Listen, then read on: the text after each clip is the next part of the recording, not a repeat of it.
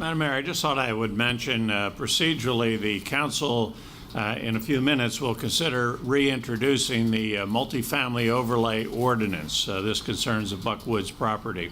Since the ordinance was introduced, it's been shared with the community at a public meeting this past week. The planning board has reviewed it. They've made some suggested changes to the ordinance, and we've recommended that the ordinance with those changes be reintroduced, and then the public hearing would be, I believe, scheduled for May the 21st. So procedurally, I just thought I would mention that's the mechanics of changing the ordinance as introduced.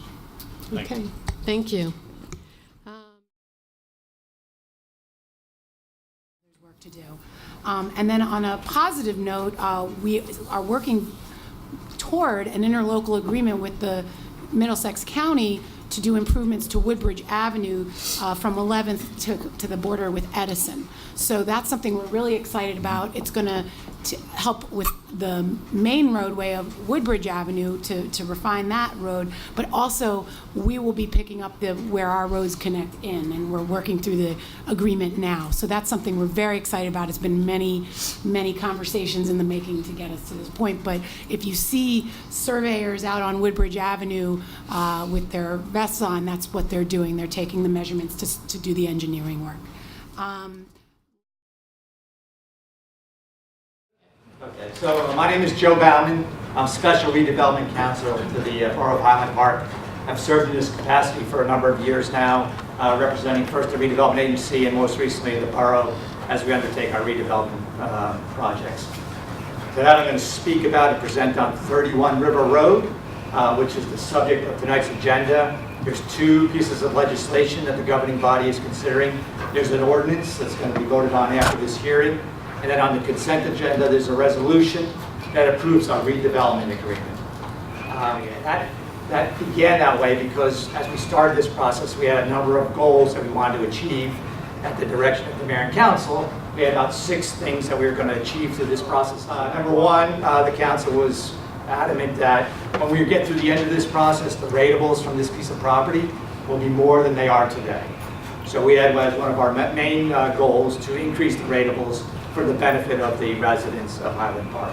And as we walk through the numbers, you'll see we more than doubled the ratables. So when this project is built, at the end of the day, the ratables often will be more than twice what they are today as they exist, as they're paying in 2019. We also had as a goal and a critical component, one of the most critical components is we have an obligation for affordable housing in Highland Park. I think everyone is aware that we're in the process of trying to address that need.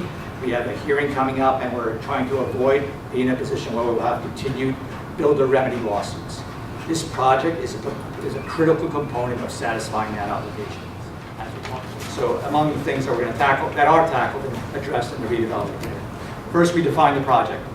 It's going to be 40 residential units, 6 affordable housing units, and it's going to have a significant amount of infrastructure associated with it that are required by contract.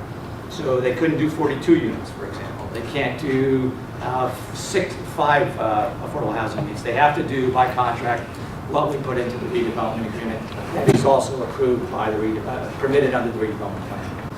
On the infrastructure improvements, sort of the community contribution, so to speak, that we talked about, we required them to have a road diet.